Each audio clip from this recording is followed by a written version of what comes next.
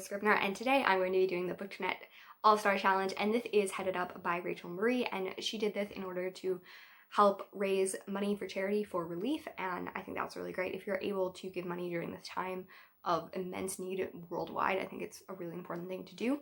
And I'm going to jump into it. Pretty much I'm going to be going through a lot of mostly YA books that are very popular in BookTube and are BookTube Darlings, and we're going to talk about whether I've read them or not. This is not going to be review based.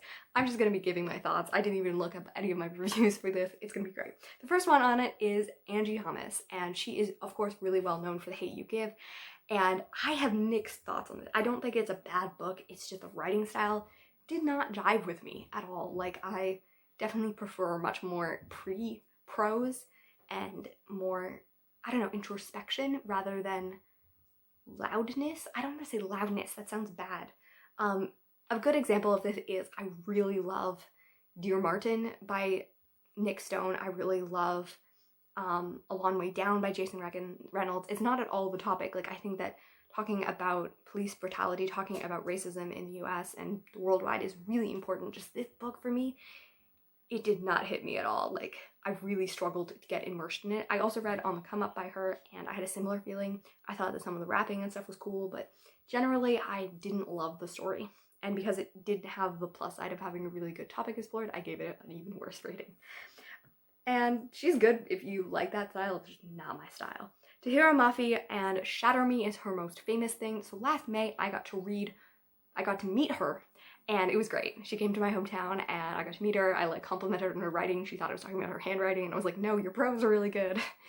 Anyways, before I met her, I'd only read A Large Expanse of Sea in that March, and then I spent 1 week where I read all of the 5 Shatter Me series, and then I read the novellas, and I read Furthermore, and it's just a very immersive experience.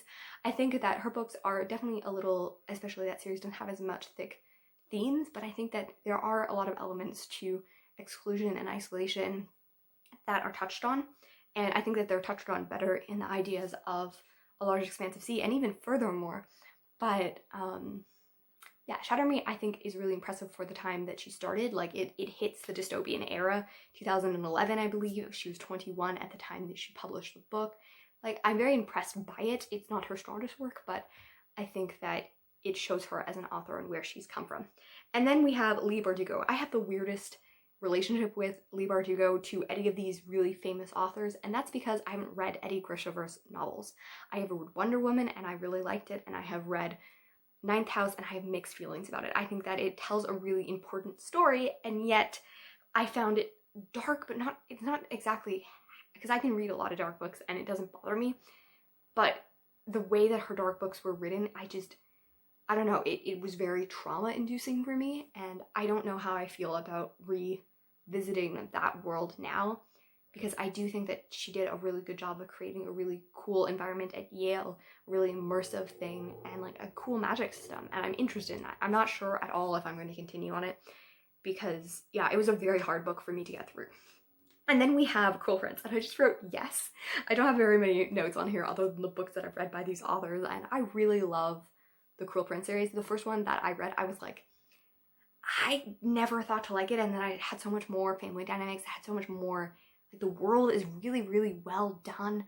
The character motivations, I love seeing a person, like the fact that she's raised by her father, who is the man who killed her actual parents. Like, that is such a complicated relationship, and I adore it. I'm going through The Last Kingdom right now, and I'm loving it, but it has a similar thing where you're stuck between worlds, and it's a beautiful dynamic. The last one was my least favorite because I think it was too much of a cinnamon rolly nice ending. I wanted it to be a little bit more darker. The second one was pitch darkness. It was loveliness. I'm not even saying words that mean anything. Anyways, the next one is The Bone Witch, and I have not read this. I've been interested. I don't know much about it. She comes out with other things, interested in maybe giving it a roll, but it hasn't happened yet. And then we have Victoria Schwab, and I have an interesting thing with Victoria Schwab as well. And this is Shades of Magic is what I'm saying. And I read the first one, thought it was great.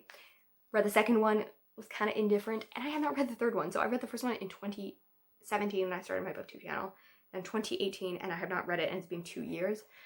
So I kind of want to reread them, but I kind of don't, and I don't know how I feel about it.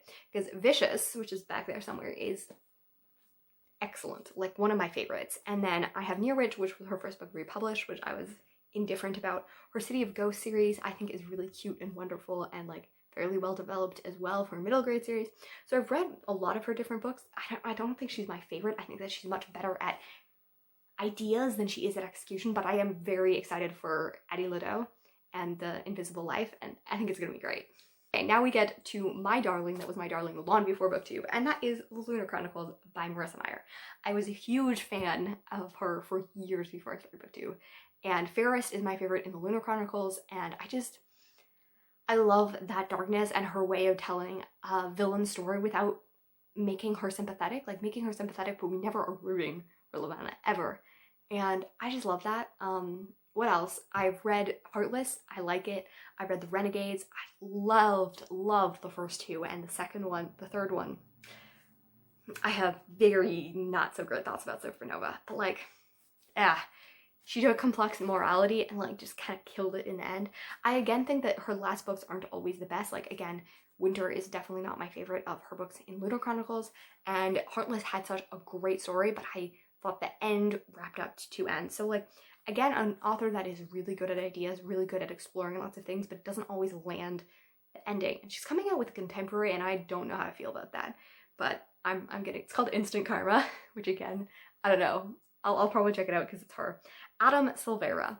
I have not a lot of grounding on Adam Silvera's works. I read they both die at the end, and this is about a story about two people who both get told that they're going to die. Like they have a death cast that tells you 24 hours before you die that you have it, and you can like befriend people, like a Tinder for people who are dying. And they spend their last day together, and it was really like emotional and good, well done, and people from totally different sides of life, and I really enjoyed it. Then we have Shadowhunters. Just wrote, so my sister did this with Twilight. She's a published author, and she read Twilight and kind of analyzed it and wanted to see, especially in the YA genre, what do people dwell toward. And I was like, I'll do this. So I bought all of them for like really cheap, and I have them. It's been 4 years, and I have only got through 150 pages of the first one. I might check out the Clockwork series because I like historical fiction in it. I'm not a big fan of urban fantasy. I thought I used to be, and I really am not. I like high fantasy. I didn't need to be epic magic, but I don't prefer it as well integrated with our culture. It's often just so trope filled and agony inducing. Or portal. I like it if they go into the other world. Like, that was another thing that I didn't know about Cruel Prince, that it was a portal world, and I thought that was great.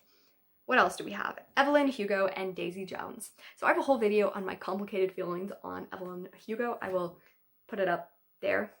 It switches when I record, so it's hard. But I really enjoyed the story. I didn't like the ending. I thought that it had some indications that I thought were much too complex to just talk about here. But the story was really empowering. It was really well. It was enthralling. I think it and Daisy Jones I both read in one sitting, not in two separate sittings, but like both of them. I couldn't get enough of their stories. They were really well done and enthralling. And I think I like Daisy Jones and Six better, which is interesting because it's a period of time that I less enjoy and a topic that I less enjoy. But I thought it was really well developed in characters. I don't necessarily like either of the main characters. They're all incredibly flawed, and I wouldn't necessarily say that I root for them as people, but the stories were really well developed. And I'm interested in seeing where she goes first. Oh, Laini Taylor. So, Strange the Dreamer and Muse of Nightmares. They give me nightmares. I don't know how I got through them. I like finishing series, and that's why I finished the series, because it was a duology. But it was painful.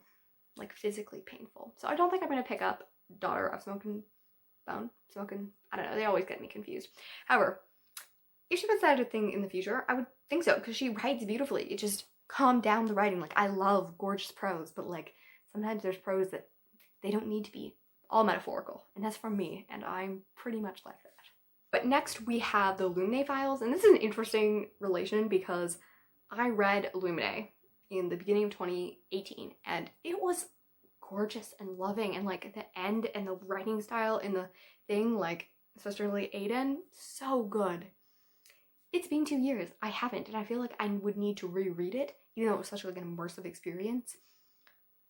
But I have no desire to read Gemini. I keep on like getting it out and then I don't read it from the library. So yeah, and now the library is closed for the foreseeable future. So who knows what is going to happen with this. And I read another Amy Croftman book and it was painful. So I don't know that has like soured a little bit as well, but I'll see what goes in the future. So SCYTHE is my banner. I adore it. I have not finished the third one because I was reading the toll and I had to return to the library, and then I was waiting for the hold. The hold came in and I didn't get it on the Friday, and the Saturday the library is closed. So I have not read it. I'm very anticipating reading it because I reread them and adored them, and now I'm probably gonna have to do that all over again. But what I read, I know the toll had interesting feelings at the end. I don't know those feelings because I've been trying to keep them out of my mind so that I can enter and appreciate them on my own. But very much loved SCYTHE. Thunderhead I think I loved even more, but it was different, so it's hard to say. So I have to thank Sarah J Maas for one thing, and that is a big thing, and it is me joining BookTube. So back in 2017, I had it recommended to me, so I picked up the first Throne of Glass book. The ending had interesting results, and I was like, I think that I remember watching a book review on YouTube before. Maybe I'll check it out. And I did. I found the book Leo, and my life was born again. That's sacrilegious. Anyways, I found a really huge interest. It was BookTube, and I started making videos like a week later. So I have Sarah J Maas to thank for me being a booktuber. Other than that, I don't think that I'm going to go through any of her books. Remember in Ashes. This is a series that I thought was just going to be like another basic one, because I don't like a lot of the really hyped up ones, even though I'm not disliking a lot of these, I guess. But I very much like slow-paced, character-driven stories, and a lot of really popular ones are like really, really fast and like very like romance heavy, which is not as much my cup of tea. This series surprised me. The first one I thought was really good. It had especially a lot of violence and a lot of exploration into like the masks, and the idea that as someone who studies psychology, the idea of hiding a mask is really interesting psychological phenomenon that really has a lot of huge things. Like they've done tons of studies into different cultures, different things. She doesn't mind killing people even though it's a YA series. Like, I don't know, I just adore it. I don't want to all like say that I don't like YA or I don't like a lot of the popular books. I just had less. I feel like everyone says that they like books less because they're so hyped up. I find the more books are hyped up, the less expectations I have going into them, which is probably a good thing because the series blew me by storm. I have a vlog where I'm just going through Reaper of the Gate, and I'm not giving spoilers, but I'm just like crying and like being emotional and all of that, and it's great. And I want to reread it before the last book, or maybe there's a fifth book, who knows, it comes out. And then we have Sheena McGuire. I really love Sheena McGuire.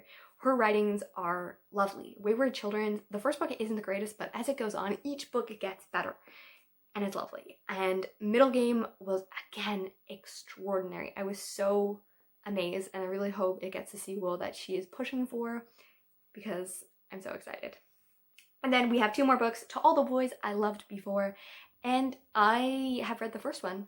I think that the Netflix adaptation is much better, and I might read the other ones because I like finishing series, and I read the first one, but I don't know if it's gonna happen. I'm definitely gonna re-watch P.S. I Still Love You when it comes out on Netflix, but I don't know if I'm going to read the books. Then we have The Poppy War. I was really excited when I first heard about it, and then I heard a bunch of bad reviews, and now I've heard a bunch of really good reviews. So I think I'm going to pick it up whenever my library reopens, and it's going to be lovely. Anyways, this is the All-Star Charity Challenge. If you want to do it, please do it. If you are able to help those around you, obviously do that. And happy reading, writing, and I will see you soon.